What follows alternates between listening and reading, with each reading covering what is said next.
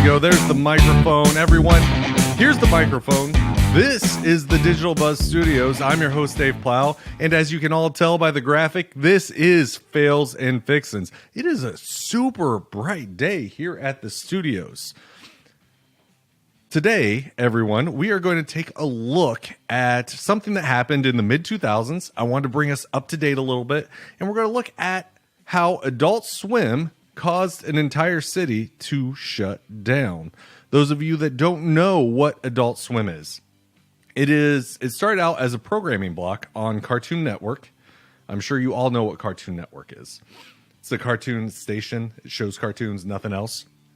Anyway, they thought, in the late 90s, they experimented, I should say, with a show called Space Ghost Coast to Coast that was aimed not at the traditional cartoon watching audience, so not at little kids, but more at teenagers, 20-year-olds, 30-year-olds. And by the end of 2000, Space Ghost had been incredibly popular and had sustained itself for 5-6 years at that point. So William Street, which was Space Ghost's production company, decided to experiment with some other shows. And at the end of 2000, between the hours of 4 and 5 a.m., they did just that. They added a show called Sea Lab 2021. They added Aqua Teen Hunger Force. They did a spin-off of Space Ghost called The Barack Show. And they did a show that I love called Harvey Birdman, Attorney at Law. I can't sing. I apologize for doing that. The block was a hit. And they spun it off onto something called Adult Swim, which they then separated from Cartoon Network in the Nielsen ratings. They treated it as a completely different channel. So when Adult Swim would start, there were parental warnings, and they created their own very distinct bumpers in between Cartoon Network and Adult Swim. They had these old people hopping in the pool and like a lifeguard speaking on a microphone. It's a pretty cool little thing, and became very successful. The success was to these 4 shows, and Aqua Teen Hunger Force, in fact, was so successful that it ended up getting its own spin-off movie. Now, if you don't know what Aqua Teen Hunger Force is, it's a show based around sentient fast food items and their neighbor, Carl. That's right, they have a house and they have a neighbor, and his name's Carl. And let me see if I have a photo of him. Anyway, the show ran for 139 episodes. Not only that, but it just recently ended. Just recently ended. And by just recently, I mean 4 years ago. So it ended in 2015. But in 2007, the show had been so successful that Adult Swim decided to give it its own movie. And it was the first ever Adult Swim movie. So this is a big deal for the station and for the show. In fact, that's the movie poster right there. Now, production began in 2005, and it had a $750,000 budget, which in movie terms is not much money. In real terms, wow, that's a lot of money. It was to be released in April of 2007, and it was going to have an R rating, which the creators of the show kind of believe that did not work in their interest. While the material lends itself to an R rating, they understand that while Adult Swim's stated demographic is that 18 to 34-year-old demographic, really what they were looking at was more like 15 to 28, something that range, a little bit younger. You know, when people start watching SNL, that's the demographic they're really looking for. To reach out to people to get them to know about this movie, they had to do a little bit of production or a little bit of promotion. And really, they didn't step out of their bounds too much. They pandered to their base quite a bit, showing commercials during Adult Swim and not really moving outside of Turner that much, but they did decide to do a guerrilla marketing campaign. So they hired this group out of Boston called Interference Inc. that was headed by Sam Ewan. And what Sam did, or what Interference Inc. did, was they created these flat, light bright style magnetic devices that you could post up, and they would light up at night, and they would show the Mooninites flipping the bird. The Mooninites are very popular characters on Aqua Teen Hunger Force, and they're a part of the movie. And their names are Ignat and and they speak in a very distinct way. They're made like old Atari graphics. They actually look like the Space Invaders. So doing a light bright to them is actually very reminiscent of what they look like on the show. Now, these things, they were battery powered. The batteries were held in with electrical tape. And because it was flat and because it was the early 2000s, there's some exposed wires. So what Interference did was they hired these local artists to place them around 10 different cities. They placed them in New York, LA, Chicago, Boston, Atlanta, Seattle, Austin, San Francisco, Philadelphia, and I want to reiterate, they placed them in Boston. So they put them up all over the place, just in random areas. And these things were out for weeks. The idea was people would see them, and those people that knew what a Moonite looked like would take photos and share those photos with their friends. At the time, they were thinking they would text these photos, but they were probably also hoping for a little bit of Facebook, a little bit of Twitter action here. So something to generate just a little bit of buzz amongst those that already know about the movie, and maybe have someone look at them and go, huh, what's that Atari thing doing flipping the bird? What is this all about? And they would look for it, and they would see what it was about. Everything worked according to plan for a little while. We wouldn't be talking about this right now if everything worked completely according to plan, right? This is fails and fixins. There has to be a fail. And on Wednesday, January 31st, 2007, at 8:05 a.m., someone noticed the Mooninites on a support for Boston's I-93. That person in this post 9/11 world, that's a phrase we're going to say a couple times, saw something and they said something. So they notified the police. The police looked at it, and at 9 a.m., they notified the bomb squad. Now, the bomb squad decided that this thing had characteristics of an IED, an improvised explosive device, which include exposed wires, batteries, and electrical tape. At 10 a.m., they had determined that this device was not, or was likely not, an actual explosive. However, to be safe, they went ahead and blew it up. And there's great news footage I shared on the Fails and Fixins website earlier of them blowing this thing up.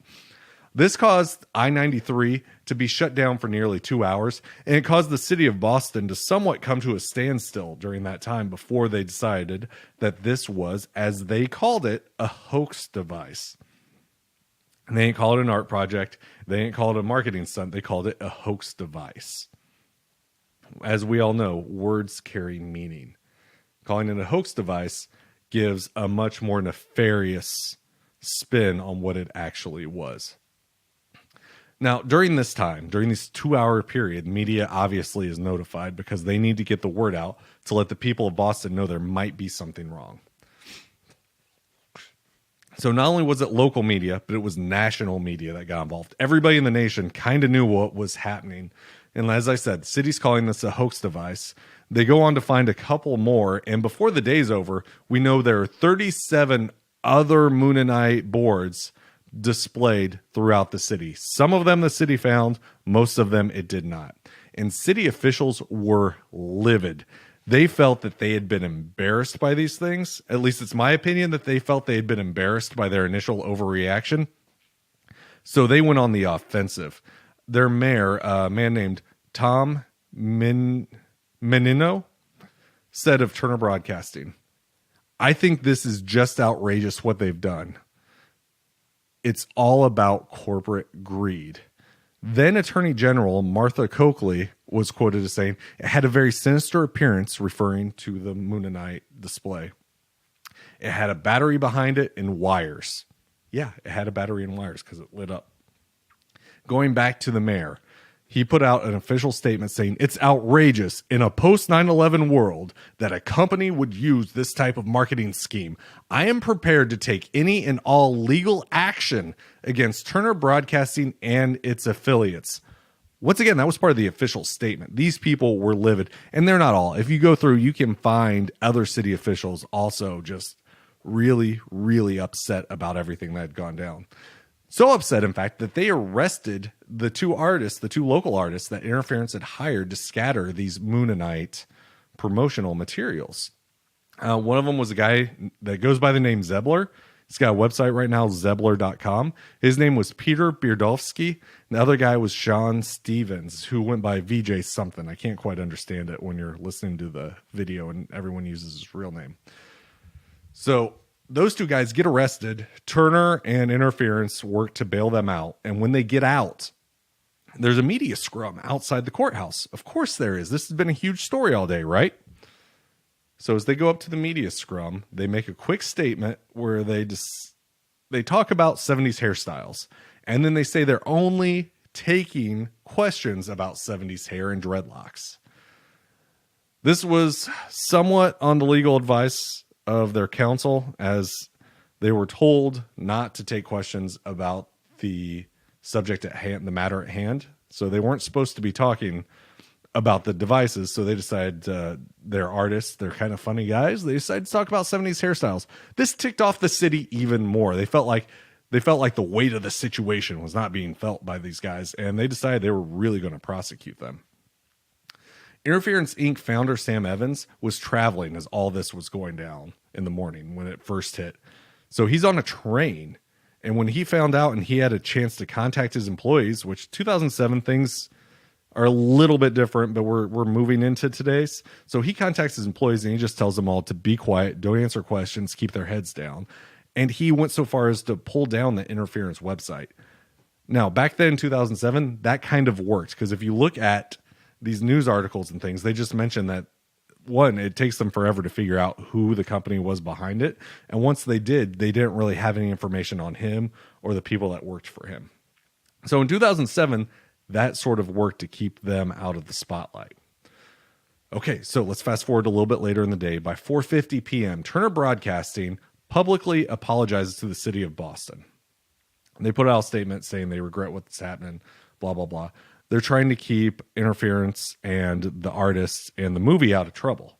So they make an apology. And by February 5th, so, not that much later, Turner and Interference had agreed to pay the city of Boston $2 million in reimbursement for the city resources that had gone to tracking down, finding these Moonite things that apparently scared someone and getting rid of them.